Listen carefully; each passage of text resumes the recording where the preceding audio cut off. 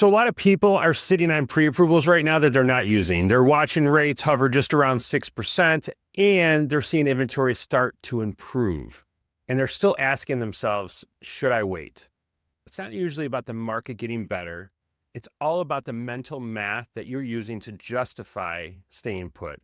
And most of the time, what we see is that math is just simply wrong. So let me show you what actually happens when people wait versus when they move sooner and take advantage of the market. So my name is Eric Hamilton. I'm a top 1% lender in the country. And I'm going to break down some of the noise and some of the data to help you bring clarity and also maybe a little bit of urgency to your home buying decision. So the question behind the question. So on the surface, the questions are simple. Should I wait for rates to drop or should I wait for prices to fall? But the real question underneath is, when am I going to feel ready?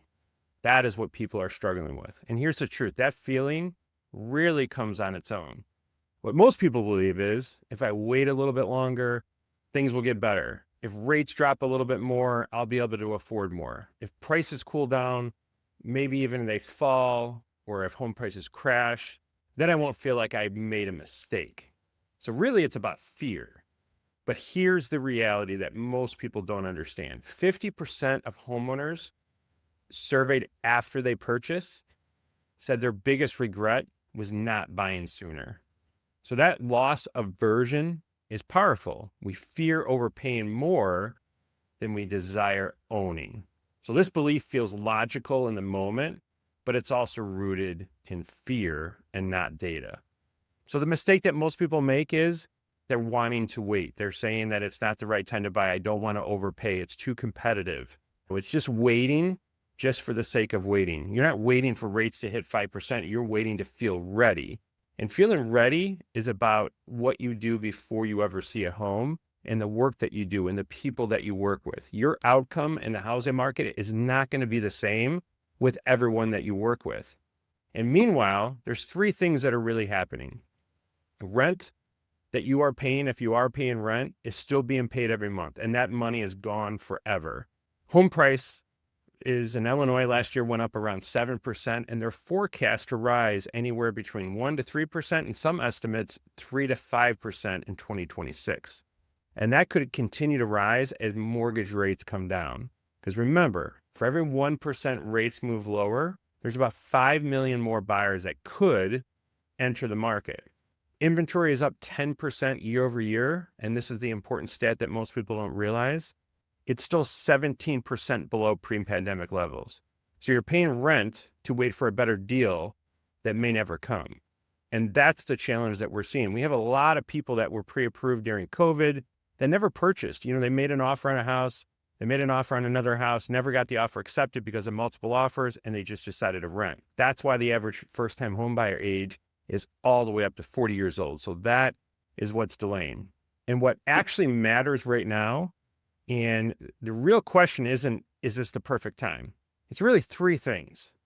Can I afford the home comfortably? What is my monthly payment comfort level? And is there a home that I can afford in that comfort range? Number two, does it fit in my life for the next 5 to 7 years? I don't see a lot of people considering long-term benefits. They're focused on what rate is now and what the purchase price is. They're not thinking about where that will be in the next 5 to 7 years. And the third question, is it better than continuing to rent? And if the answer is yes to all three, then market timing becomes secondary. So it's one of those things where you really have to think about what is the best thing for me today, but also 3, 4, 5 years down the line.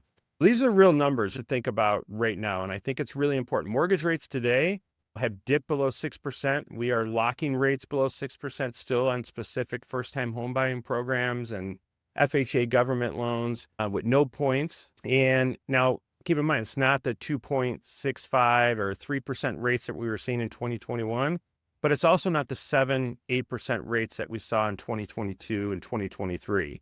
So while it's not the low, and I don't ever expect to get there, it's definitely not the high. And that is what's so important right now, is you understand the opportunity that's there. Home prices, the national median home price right now is around $379,000. Okay, expected to rise again anywhere between 3 to 5% this year. So a $400,000 home today could be worth 412 to 420 by year end. Inventory is up 10% year over year. So we have more options on the market. So if you think about the market today, we have interest rates at or near 3-year lows, inventory rising.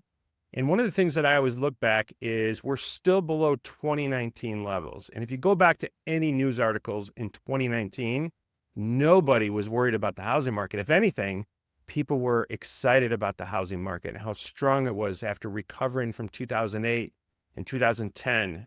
Almost 10 years later, we were getting, to a really good spot in the market. So it provided a ton of opportunity. Now we got to talk about affordability. The median monthly mortgage payment today is around $25.59. That's actually down 5% from last year. Wages are rising about 4% annually. But the one thing that keeps rising, and while it has slowed down a little bit, is rent. So the math is not perfect right now, but it's considered normal. And what that means is that it's sustainable for the foreseeable future. There's nothing in the data that points to a severe downturn in the economy or in home prices. So let me show you the math. You're renting right now, okay, for $2,200 a month while you wait. Let's say that's your rent.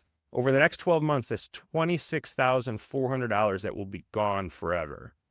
If you buy today, let's say a $375,000 home at 6% with 10% down, your mortgage payment with taxes and insurance is going to be more than what you're paying for rent, maybe around $2,500 to $2,600, but that's $350 more than rent, but you're building equity, getting tax benefits, and you're locking in your long-term cost. Now, let's say you wait a year, okay? Rates drop, let's say to 5.5, 5.75. That's great news, right? But the problem is home prices have risen 4%. So now that same home is like $390,000 and your new monthly payment goes up. That's the challenge that have curbed a lot of buyers over the last several years. And it's really the math that a lot of people miss, okay? You save $30 a month on your payment, but you're spending, $26,000 in rent that year. And that's the trap that we've gotten a lot of buyers into over the last several years. You say, you know what, Eric? If I'm going to buy a stock at $10 a share, if it gets to 8, I'm going to buy the stock. And then all of a sudden it goes to 12. And you're like, you know what, Eric? If it goes to 10, I'm going to buy it at 10. And then it goes to 14. You're chasing the market. A lot of people have done this with rates and with home prices. Is the market perfect? No, it's not. Is it more than what a lot of people are comfortable with? Absolutely. But you also have to think about the equity and where you want to be 3 to 5 years from now. So what should you do today? There's really 4 questions that will tell you everything. You got to check your financial foundation. The more work that you do up front, the better that you will feel empowered to see if buying a home is the right decision. The other thing is, do you have 3 to 6 months of expenses saved after your down payment? The biggest mistake that I see people making right now is they're stretching their down payment. They've spent their money elsewhere and, they don't have any money after closing. Lower your down payment, work with your lender, leave some money after closing. Why this matters? If you don't have a cushion and you decide to move forward, it's going to put a lot of undue pressure on you because you have no money left after closing. And sometimes when that happens, it makes people not want to move forward. So saving is key. Second, you got to know your real budget. Don't listen to the lender about what you're approved up to purchase price. Focus on the monthly payment. The analogy that I always give is that for the next 30 years, when you get your statement every single month, it's not going to have your purchase price on it. It's going to have the monthly payment. Focus on the monthly payment. It's the only thing that matters. And then, we can approve you on debt to income and all that, but long after we close that loan, you're going to want to look at that statement every single month and feel comfortable. Okay. And then third, after you go through all the process up front, you go through income and you go through assets and you go through everything. The way I look at it now is we do 80% of the work up front before you ever see a home. Whereas previously we would do 10 to 20% up front. You go under contract and then we just finish everything up. So what you want to do is if you're planning ahead of time, do the work up front. Then once you start working with your realtor and you start going through looking at homes, there's nothing that's going to happen after that that's going to surprise you in cost, cash to close, interest rate, what you can afford. monthly payments. All of that is going to be easy to absorb because you're already prepared for it. Okay. And then the fourth thing that I always recommend to do is ignore the noise. Okay. You're not trying to time the bottom of the market. You're making a decision that happens to involve money, a lot of money. In order for this to work for you and for everything to line up, it's not about waiting for the perfect time. It's about putting yourself in the best position to win in the current market. And really, once you go through this process and you do all this work up front before you see homes and you work with a reputable lender and you see properties and you see what's available in the market, there's really two things that are going to happen. Number one, you're going to get all the information. You're going to be like, this is perfect. I can move forward. This is great. I'm excited. I'm empowered and I feel great. The second thing that's going to happen is you're going to say, you know what? I'm going to decide to wait. I'm going to save up some more money. I'm going to be getting a job promotion in a couple months. I'm going to wait there. But at least you're choosing to wait under the correct information and reasons why. The biggest thing that I see borrowers come to me with is they've waited, they're 30, 40 years old, buying their first home. And we get through the process and they always say the same thing. Eric, I cannot believe I waited this long. If I would have known it was this easy and I could have bought with 5% down or 3% down or no money down or got down payment assistance, I would have done this years ago. And that is always something that I remember a lot borrower to borrower because they had all these preconceived notions and they sat on the sidelines. But the people who win in this market are the people that capture opportunities. And this market is presenting some very unique opportunities at times. Snow on the ground, all these things. And market's still busy, but not as busy it's gonna be when we had that first nice spring day. But the people who buy strategically, okay, they're gonna build equity from day one. They're gonna lock in all of the predictable housing cost while their friends who are renting keep rising, okay? They're going to stop second guessing every single headline and realize most of those headlines are not there to help them. They're there to cause fear. And the difference isn't luck. Clarity will allow you to make really good decisions and be successful in today's housing market.